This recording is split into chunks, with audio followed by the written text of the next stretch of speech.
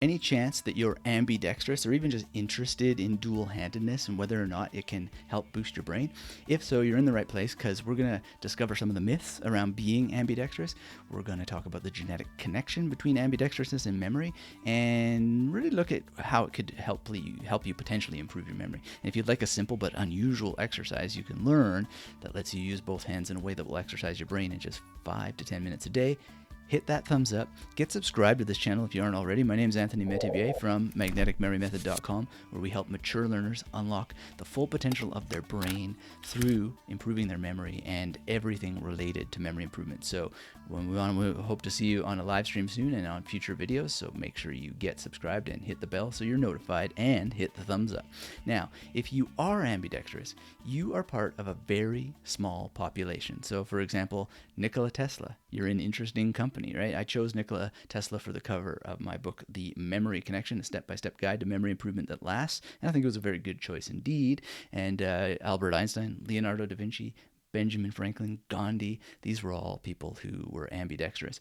And what is this ambidextrousness? Well, to define it, it is performing any task equally well with either hand. And so at the end of the day, although I have ambidextrous tendencies, basically what we're talking about is, in my case, mixed-handedness, because I can do some tasks with my right hand, I can do some with my left, and I never really decided. And it's really kind of strange because few people are born this way. But when I got to primary school, long before elementary school, an entire year before elementary school, I remember them having debates about, how they were going to make me right-handed because I kept insisting being on the left hand of everything. And I think that maybe some of my mixed-handedness came from the time when they were trying to get me to become right-handed, and it was very strange and confusing. And in any case, I can do a number of things like use chopsticks with both hands, and when I practice a bit, I can write on a chalkboard with both hands and other things. But it is something that can definitely be learned. But the question is learning to become ambidextrous really going to bring you the genius advantage, right? Is it going to make you, give you a pass into the club with Einstein and Gandhi and all the rest, right? And really, are all ambidextrous individuals creative geniuses? And, when I just think in my own case, and I have trained my non-dominant hand, my right hand, to be a lot better through some exercises, and I don't think I've become a creative genius because of it, although it has created more focus and concentration. And that focus and concentration has helped me use memory techniques better. So we'll get into an exercise that I've done many, many times over many years, and it's very, very powerful. But let's look first at the controversial history of ambidextrous training, because I think I was a little bit of a victim of this when they tried to turn a left-handed kid right-handed in preschool. And, we don't go through every step of the history, but John Jackson, he was a guy who really believed that a two-handed, two-brain society encouraged superior learning because mixed-handedness engages the entire brain, or so he thought. And this has had ripple effects throughout history. Because we still sometimes hear that the function of the right hemisphere is responsible for creativity. And frankly, it's not really that clear or fully decided that this is the case.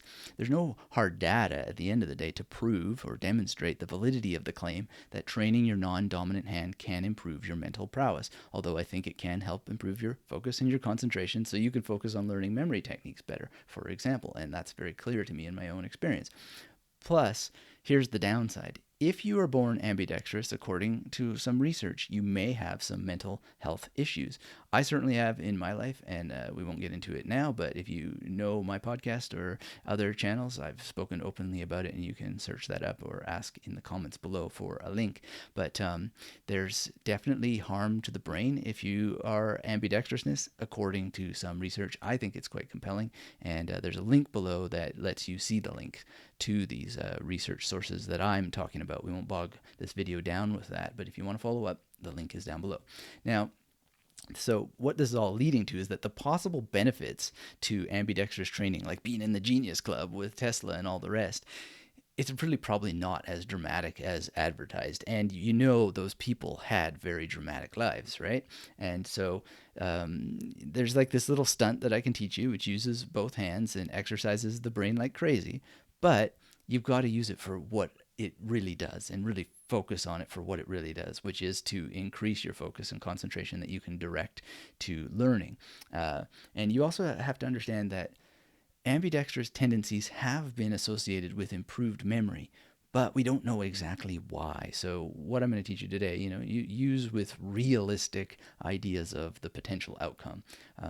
To reap even the slightest memory benefits of ambidextrousness, you would need to have at least an ambidextrous parent or sibling, according to a lot of research. And at the end of the day, if you really want to improve your memory, you got to create memory palaces. I recommend you do it using the magnetic memory method because it is really the most realistic way to get the biggest bang for the time that you spend on creating them, because there are some very, very fundamental rules. And you can draw your memory palaces in both hands, and that can help you focus on the actual creation so that it gets into your mind better what your memory palaces are. And memory palaces safely engage both hemispheres of the brain, and they don't cause any damage or anything like this. And ultimately, you can use the 6+1 magnetic modes that help activate your right hemisphere and its creativity insofar as what we understand in the science is correct now. You just need more than one memory palace, and you need as many as possible. And that way you can use the technique to recall tons and tons of information. So this is really, really important. And I really want you to focus on drawing them the way that I teach and trying to do it with your non-dominant hand to see the difference that focusing in that way creates more concentration on the actual process so that it gets into your brain. And you can also do this with practicing writing out your stations with the other hand, but you don't want to slow yourself down to the point that it gets painful and frustrating. And you'll learn about how to write out the actual magnetic stations in your memory palaces if you wish, but you just want to focus on what you need to learn when you're using memory palaces. So don't turn the exercise into a barrier to your forward progress. You want to progress, and you don't want to turn it into a barrier. You want to use it to create focus. So even if ambidextrousness might be fun and potentially useful to develop all kinds of things, more creativity and so forth, developing your memory is far more powerful. So what I'd like you to do is draw at least 2 to 3 memory palaces in your dominant hand, then draw 2 to 3 memory palaces in your non-dominant hand, and see what the difference is for you. And the reason to do this is because you need memory palace exercises that essentially help you remember more faster. So you need to create memory palaces, you need to use them, you need to review the information that you memorize inside of memory palaces, and then you need to essentially explain to your brain what was happening there through a process called recall rehearsal. And so when you do this exercise, I'd really love to give you an unfair advantage with a full free training on how to use memory palaces. So you can get that at magneticmerrymethod.com/YT. We'll walk you through some memory palace drawings so you can actually see the best ways to draw them, and then you can try it with both hands, and then later you can draw out the information or write out the information that you're going to memorize in the memory palaces, and you can then do it in your dominant hand and your non-dominant hand and practice that and see what the difference is in terms of creating more focus so that you're concentrating more. And why should you listen to me? Well, my name is Anthony Metivier. If you've forgotten already, if you're new here, I got a PhD, I got an MA, I got a BA, I got another MA in media and communications.